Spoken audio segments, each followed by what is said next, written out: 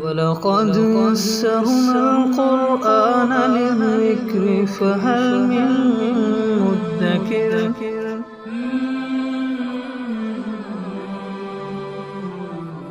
سورۃ البقرہ آیت نمبر 30 اعوذ باللہ من الشیطان الرجیم بسم اللہ الرحمن الرحیم وَإِذْ قَالَ رَبُّكَ لِلْمَلَائِكَةِ إِنِّي جَاعِلٌ فِي الْأَرْضِ خَلِيفَةً قَالُوا أَتَجْعَلُ فِيهَا مَن يُفْسِدُ فِيهَا وَيَسْفِكُ الدِّمَاءَ وَنَحْنُ نُسَبِّحُ بِحَمْدِكَ وَنُقَدِّسُ لَكَ قَالَ إِنِّي أَعْلَمُ مَا لَا تَعْلَمُونَ۔ سابقہ دو آیات میں اللہ تعالیٰ نے جو ظاہری اور حصی نعمتیں انسانوں پر فرمائی تھیں ان کا تذکرہ ہے کہ هو الذی خلق لکم ما فی الارض جمیعا، کہ اللہ وہ ذات ہے جس نے جو کچھ زمین میں ہے وہ سب کا سب تمہارے لیے پیدا کیا۔ ثم استوى الی السماء فسواہن سبع سماوات، تو آسمان اور آسمان سے اترنے والی نعمتیں رحمتیں وہ سب اللہ تعالیٰ نے ان کا تذکرہ کیا۔ آیت نمبر 30 میں اللہ تعالیٰ نے معنوی ایک نعمت کا تذکرہ فرمایا ہے جو انسان پر اللہ تعالیٰ نے فرمائی ہے، اور وہ کیا تھی؟ خلافت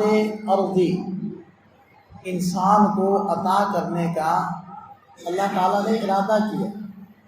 وَإِذْ قَالَ رَبُّكَ لِلْمَلَائِكَةِ، اور یاد کرو اس وقت کو جب تیرے رب نے ملائکہ سے فرشتوں سے کہا اِنِّی جَاعِلٌ فِي الْأَرْضِ خَلِيفَةً، یقیناً میں زمین میں ایک خلیفہ بنانے لگا ہوں۔ خلیفہ کیا ہوگا کہ جو خود بھی اللہ کی فرما برداری کرے گا اور اپنی طاقت کے بقدر اللہ کی فرما برداری پر دوسروں کو لائے گا، یہ ہے خلافت۔ اور فرشتوں سے یہ پوچھنا اللہ تعالیٰ کا یہ بطور مشورے کے نہیں تھا، کیونکہ دیکھیں مشورے کی ضرورت وہاں پڑتی ہے جہاں کسی بھی امر کے سارے پہلو واضح نہ ہوں، روشن نہ ہوں۔ تو مشورے سے مختلف آراء آتی ہے تو اس معاملے کے مختلف پہلو واضح ہو جاتے ہیں، اور اللہ تعالیٰ عالم الغیب والشہادہ ہے، اللہ تعالیٰ کو کسی معاملے کے پہلوؤں کو واضح کرنے کے لیے مشورے کی کوئی ضرورت نہیں ہے، یا پھر مشورے کی ضرورت پڑتی ہے جہاں پارلیمانی سسٹم ہو، کہ جہاں سب کے مساوی حقوق ہوں، تو آراء کو موافق کرنے کے لیے مشورہ لیا جاتا ہے۔ تو اللہ تعالیٰ کے بارے میں تو خود اللہ قرآن پاک میں ارشاد فرماتے ہیں لا یسأل عما یفعل وهم یسألون، جو وہ کرتا ہے اس سے کوئی نہیں پوچھا جا سکتا، کوئی پوچھنے والا نہیں۔ وهم یسألون، البتہ یہ جو کچھ کریں گے ان سب سے پوچھا جائے گا، یعنی پوچھنے والی ذات تو خود اللہ کی ہے، اس سے کون پوچھ سکتا ہے؟ تو یہ مشورے کے طور پر نہیں فرشتوں کے سامنے ذکر کیا گیا تھا، بلکہ ایک وضاحت امر کے طور پر ایک معاملہ ہونے لگا ہے تو اس کی ایک اطلاع کے طور پر اللہ تعالیٰ نے فرشتوں کے سامنے یہ چیز رکھ دی، اور شکل اس کی ایسی بن گئی جیسے کہ کوئی مشورہ ہوتا ہے، تو مشورے کی شکل بنا دی گئی امت کو تعلیم دینے کے لیے کہ امت نے اپنے امور کو باہم مشاورت سے طے کرنا ہے۔ اور یہی وجہ تھی کہ نبی پاک صلی اللہ علیہ وسلم کو بھی حکم ہوا وَشَاوِرْهُمْ فِي الْأَمْرِ، آپ اہم امور میں حضرات صحابہ کرام سے مشورہ کیا کریں۔ حالانکہ آپ علیہ السلام تو محبت وحی ہے، وحی آپ علیہ السلام پر اتر رہی، کوئی بھی معاملہ ہے تو اللہ تعالیٰ وحی کے ذریعے سے آپ علیہ السلام کو بتلا سکتے ہیں، لیکن پھر بھی آپ علیہ السلام کو مکلف کیا گیا کہ آپ مشاورت کریں تعلیم امت کے لیے اور حضرات صحابہ کرام کی دلجوئی کے لیے۔ تو بہرحال یہ ایک مشورے کی شکل بنائی اور فرمایا کہ انی جاعل فی الارض خلیفہ۔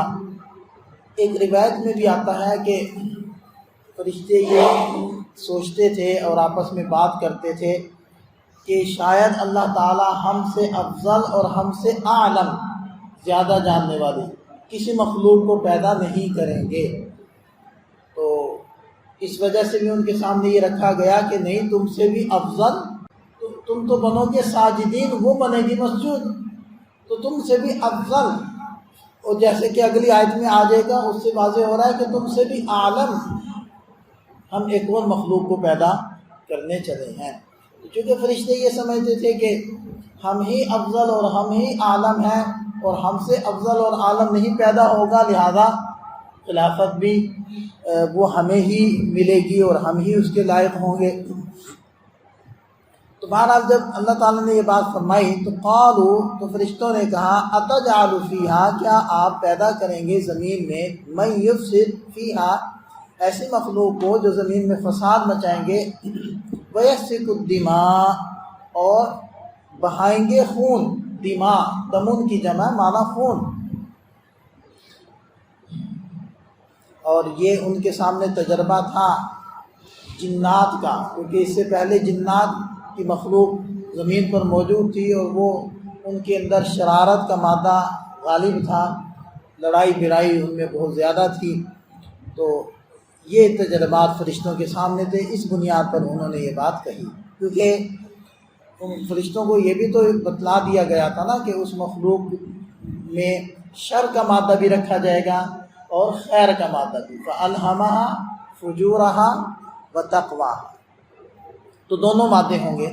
تو جنات کے اندر بھی دونوں مادے تھے، البتہ شر کا مادہ غالب تھا، تو اس وجہ سے ان کی شرارتیں بھی زیادہ تھیں۔ تو فرشتے اسی بنیاد پر یہ بات کہنے لگے اور کہنے لگے وَنَحْنُ نُسَبِّحُ بِحَمْدِكَ، آپ کی خوبیاں ہم پڑھتے ہیں، وَنُقَدِّسُ لَكَ، آپ کی تسبیح و تقدیس ہم کرتے ہیں۔ تو جب ہمارے اندر شر کا مادہ ہی نہیں، نافرمانی کا مادہ ہی نہیں، اور وہ مخلوق جو آپ پیدا فرمانے جا رہے ہیں اس میں شر کا، نافرمانی کا مادہ بھی آپ نے رکھنا ہے، تو ہم موجود ہیں نا، ہمیں یہ نعمت عطا فرما دیجئے۔ تو اللہ تعالیٰ نے ارشاد فرمایا انی اعلم ما لا تعلمون، یقیناً جو میں جانتا ہوں تم نہیں جانتے، کہ تم جس بات کو بنیاد بنا رہے ہو اور جس بنیاد پر تم یہ کہنا چاہ رہے ہو کہ ان کو خلافت عرضی نہیں ملنی چاہیے، وہی تو ان کو خلافت عرضی ملنے کی بنیاد ہے۔ کہ تمہارے اندر تو نافرمانی کا مادہ نہیں ہے، تو فرما برداری پر لانے کی کیا ضرورت ہوگی؟ یہ تو انہی کو خلافت ملے گی کہ جن کے اندر نافرمانی کا بھی مادہ ہوگا، اور پھر وہ نافرمانی کریں گے تو پھر ہمارے وہ بندے جو ہماری اطاعت کرنے والے ہوں گے تو وہ ان کو سمجھا کر حق کی جو ہے تلقین کر کے حق بات کے ماننے کی طرف لے کر آئیں گے۔ تو فرمایا کہ جو بنیاد ہے تمہاری یہ بات کرنے کی، وہی بنیاد تو ہمارے خلافت دینے کی ہے۔ انی اعلم ما لا تعلمون، یقیناً جو ہم جانتے ہیں وہ تم نہیں جانتے۔ تو یہ اللہ تعالیٰ کی ایک بڑی نعمت انسان پر ہوئی ہے جس کا یہاں تذکرہ ہو رہا ہے۔ اللہ تعالیٰ ہمیں اپنی اس نعمت کی قدردانی کی توفیق عطا فرمائے۔